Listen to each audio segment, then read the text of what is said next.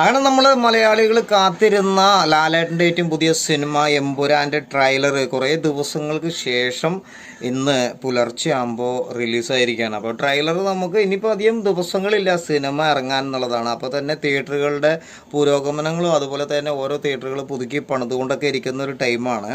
അപ്പോൾ രാഗമൊക്കെ വളരെ വലിയ ഒരു വിസ്മയം ഒരുക്കാനുള്ള തയ്യാറെടുപ്പിലാണ്. സ്ക്രീൻ മാറ്റി, പ്രൊജക്ടർ മാറ്റി, അങ്ങനെയുള്ള പല പല വിശേഷങ്ങളുണ്ട്, പല തിയേറ്ററുകൾക്കും ഉണ്ട്.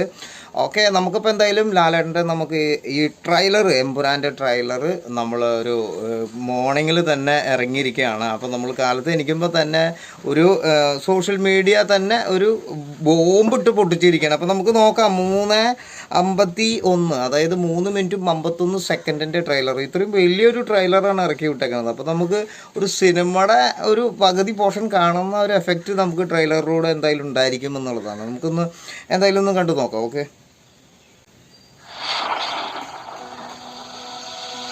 എന്റെ മക്കളല്ല എന്റെ പിന്തുടർച്ചക്കാർ. എന്നെ പിന്തുടരുന്നവർ ആരാണ്? അവരാണ് എന്റെ മക്കൾ.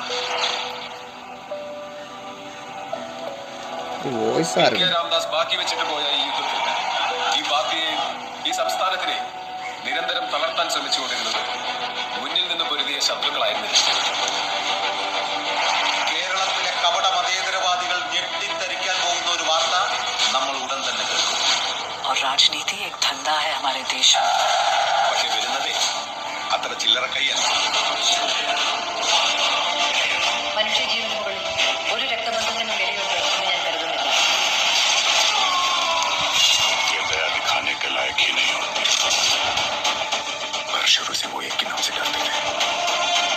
ഈ ഡ്രഗ് കാർട്ടൽസ്, ജിഹാദി ഗ്രൂപ്പ്സ്, ഇവരെല്ലാം generally Ma'am, you are going live. 5, 4, 3. उसकी आंखें सब देख रही है. പിതാവിന്റെയും ഇരുട്ടിന്റെ മൂല നമോഗോളങ്ങളുടെ എമ്പുരാൻ.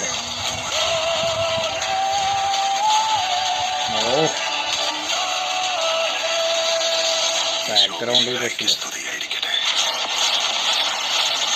ജാൻവി അല്ലാതെ ഇനി ലോകത്ത് രക്തബന്ധം എന്ന് പറയാൻ എനിക്ക് ഒരാളെ ഉള്ളൂ അങ്കിൾ. പണ്ട് എപ്പോഴും കേരള രാഷ്ട്രത്തിൽ ഒരു MLA മാത്രമായിരുന്നു ഒരാൾ. അയാളെ എന്തിനാണ് സർ ഇങ്ങനെ പേടിക്കുന്നത്? നമ്മൾ അറിയാത്തത് എന്തോ Stephen നെടുമ്പള്ളിയുടെ കഥയിലുണ്ട്.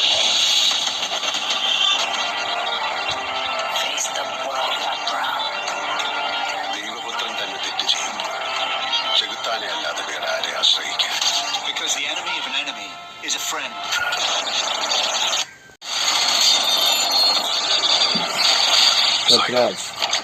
Said Masood. We have to end this war.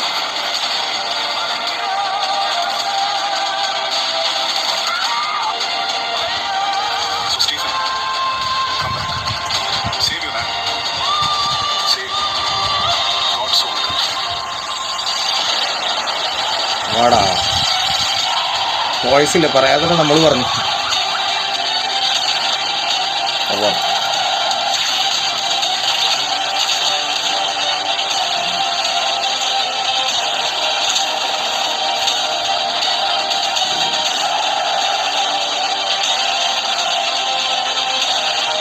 അത് ബിയ്യം തിയേറ്ററിലെ എക്സ്പീരിയൻസ്. വാടാ വാടാ,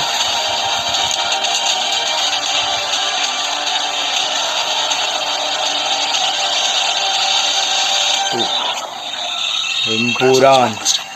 Who are you really? Lucifer.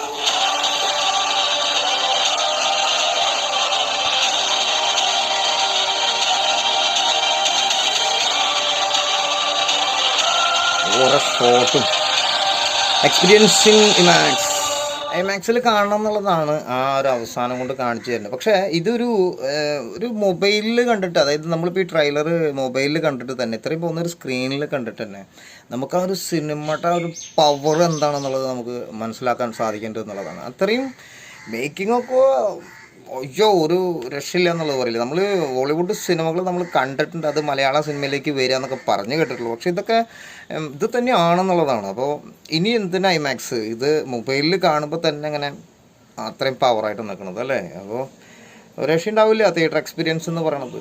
Okay.